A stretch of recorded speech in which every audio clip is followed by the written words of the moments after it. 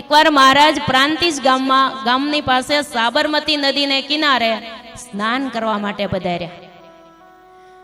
મહારાજ સ્નાન કરતા હતા તે થોડે દૂર એક ભાવસાર સ્નાન કરતા હતા, જેનું નામ હતું પસાભાઈ ભાવસાર. નામ હતું પરસોત્તમભાઈ, પણ હવ પસાભાઈ કહેતા હતા. એટલે પસાભાઈ ભાવસાર લાકરડા નામના ગામના હતા. મહારાજના દૂરથી એને દર્શન કર્યા. પોતે પણ સ્નાન કરતા હતા, મહારાજ સ્નાન કરતા હતા. દર્શન કરતા કરતા સંકલ્પ થયો કે હામે સ્નાન કરે ને એ સ્વામિનારાયણ ભગવાન કહેવાય છે, પણ આપણે એમ તો કેમ માનીએ ભગવાન છે એમ. ક્યાંક આપણને પરચો આપે, ક્યાંક આપણા સંકલ્પો પૂરા થાય તો મનાય.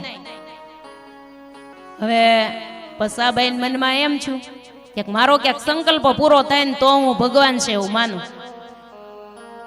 તો સંકલ્પ એવો કર્યો કે હું અહીંયા સ્નાન કરું છું, એ આમ દૂર સ્નાન કરે છે, મને સામેથી બોલાવે અને એ પોતે નાયા છે ને એનું ધોતિયું મને ધોવા આપે. સામેથી મને બોલાવીને એમ કે પસાભાઈ આ અમારું ધોતિયું તમે ધોઈ નાખો તો હું ભગવાન માનું. હવે મહારાજ તો અંતર્યામી, તનકી જાણે મનકી જાણે ને જાણે ચિતકી ચોરી, જેની આગે ક્યાં છુપાવું, જેના હાથમાં જીવન દોરી. પુરુષોત્તમ નારાયણ તો બધાનું બધું જાણે હો. આપણે બેઠા બેઠા જે સંકલ્પો કરતા હોઈએ ને ભગવાનને બધી ખબર હોય. ભગવાનથી અજાણ્યું કાંઈ નથી. પસાભાઈ ભાવસારે સંકલ્પ કર્યો, મહારાજ જાણી ગયા. સ્નાન કર્યા પછી મૂળજી બ્રહ્મચારી ધોતિયું ધોવા માટે લઈ જતા હતા. મહારાજ કે રેવા દો બ્રહ્મચારી, આજ તમારે નથી ધોવાનું. તો મહારાજ બીજું કોણ ધોશે, આપણે બે જ છીએ અહીંયા. મહારાજે દૂર ના સ્નાન કરતા પસાભાઈ ભાવસારને હાથ પાડીને બોલાવ્યા, એ પસાભાઈ અહીંયા આવો. પોતાનું નામ લઈને બોલાવ્યા એટલે જાણે તો હૃદયમાં આમ ઝબકારો થઈ ગયો.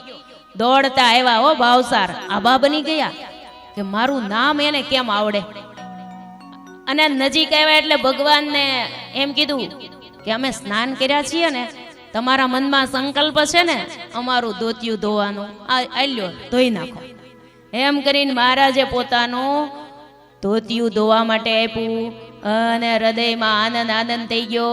ભગવાનના ચરણ પકડી લીધા અને કીધું કે હે ભગવાન, તમે તો સાક્ષાત ભગવાન છો. મહારાજ કે કેમ અમને ભગવાન જાણ્યા? પસાભાઈ કે તમે મારા મનનો સંકલ્પ પૂરો કર્યો એટલે ભગવાન જાણ્યા. મહારાજ કે પસાભાઈ, મન વાંચવાની કળા તો જાદુગર પાસે પણ હોય. મનનું જાણે ને એને જાદુગર કહેવાય, મનને જીતે ને એને મહાત્મા કહેવાય. પણ સેંકડો જીવોને સંકલ્પ માત્રથી મનના માલિક બનાવી દે ને એને ભગવાન કહેવાય. મહારાજ કે પસાભાઈ,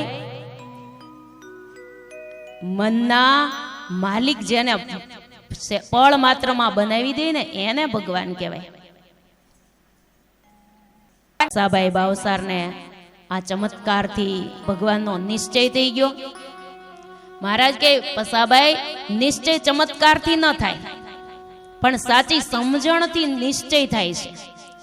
એકવાર શરણે માથું મૂક્યું પછી વારે વારે માથું લઈ લેવાનું ન હોય. એકવાર ભગવાન જાણ્યા પછી શિરને સાટે ભગવાન ભજી લેવાના હોય. આમ મહારાજ પસાભાઈ ને કહે છે, આપણે પણ સમજવાનું રહ્યું ને. સમજણનું કારણ સત્સંગ છે. પૂજ્ય બેનનું સૂત્ર છે, વિનય, વિવેક અને સમજણ વાળો સત્સંગ કરવો. કોઈ દિવસ આ સત્સંગ સમજણનો સત્સંગ હોય ને એને કોઈ દી ગમે એવા વાતાવરણ આવે, ગમે એવું દેશકાળો આવે તો પણ સત્સંગ માંથી ડગાય નહીં. એટલે સમજણ મેન વાત છે. મહારાજ પોતે કહે છે, પસાભાઈ સમજણ નું કારણ પણ સત્સંગ છે. સત્સંગ વગર સમજણ અને વિનય ને વિવેક કેમ આવે? અને ઈ પણ મહારાજ કે સંતોનો તમે સમાગમ કરો ને તો અમે જેવા છીએ ને એવા જાણ્યામાં આવે. અમે જેવા છીએ એવા જો તમારે જાણવા હોય ને તો સંતોના સમાગમમાં રહેવું પડે. લ્યો, મહારાજની આવી મીઠી મધુરી વાણી સાંભળીને પસાભાઈ ભાવસાર તો ધન્ય બની ગયા. વાહ મહારાજ વાહ, મને તમે તમારા સ્વરૂપનો નિશ્ચય કરાવી દીધો. પછી મહારાજની શરણાગતિ સ્વીકારી સ્વામિનારાયણ ભગવાનના આશ્રિત બની ગયા. મહારાજે તો પસાબાઈ ભાવસાર પાસે ધોતિયું દોરાવીને પણ મનના મેલ ધોઈ નાખ્યા. એટલે કહેવાય છે મંગલકારી મૂર્તિ તેમાં રાખો સુરતી, કથા સાંભળતા સુખ જ થાય મનના મેલ ધોવાઈ જાય. કથા સાંભળતા સુખ જ થાય મનના મેલ ધોવાઈ જાય. મહારાજે ધોતિયું દોરાવીને પણ પસાભાઈના મનના મેલને ધોઈ નાખ્યા. મહારાજે સાબરમતી કાંઠે આમ જ્યાં દૂર દ્રષ્ટિ કરીને ત્યાં તો વાડા હતા ને એમાં સરસ મજાના ચીબડા જોયા. મહારાજ કે ચીબડા પસાભાઈ બહુ હારા છે હો, બહુ જાજા ચીબડા તમારે થતા લાગે છે. કે હા મહારાજ ચીબડા જ બહુ થાય છે પણ જરાય મીઠા નહીં, હાવ મોળા, મીઠાશ જ નથી ચીબડામાં. એટલે મહારાજ માલનો ઉપાડે ક્યાંથી થાય પરિસ્થિતિ. પછી આમ નામ અમારી પરિસ્થિતિ રહે છે, માલ ઉપડે તો ક્યાંક પૈસા વાળું થવાય અને ક્યાંક ઘરની આજીવિકા ચાલે. પછી મહારાજે ચીબડા સામે જ્યાં આમ કરીને આમ દ્રષ્ટિ કરીને અને મહારાજ કે પસાભાઈ આજથી આ ધરતીનો ગુણ બદલાઈ જશે.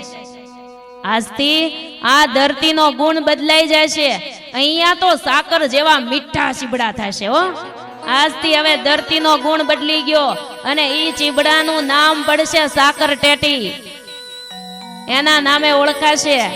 અને એમ જ થયું. મહારાજના આશીર્વાદથી ઈ સાબરમતી નદીને કિનારે એ જે સાકર ટેટી અત્યારે પણ થાય છે ને ઈ પ્રદેશની સાકર ટેટી બહુ વખણાય હો. હજી મહારાજના આશીર્વાદ છે એટલે મીઠી થાય છે.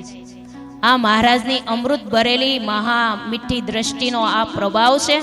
મહારાજે માત્ર સાકર ટેટીઓ જ મીઠી નહોતી કરી, પરંતુ હજારો મનુષ્યોના કડવા કોઠીમડા જેવા મનને પણ મહારાજે અમૃત જેવા મીઠા મધ બનાવી દીધા હતા હો. એ સ્વામિનારાયણ ભગવાન છે, અનેક જીવોના કલ્યાણ કરવા માટે પધાર્યા છે. એટલે મહારાજે એન કેન પ્રકારે ભગવાને આમ એક એક જીવોને ભગવાને સંકલ્પો પૂરા કરીને પણ પોતાના ધામના અધિકારી બનાવી દીધા છે.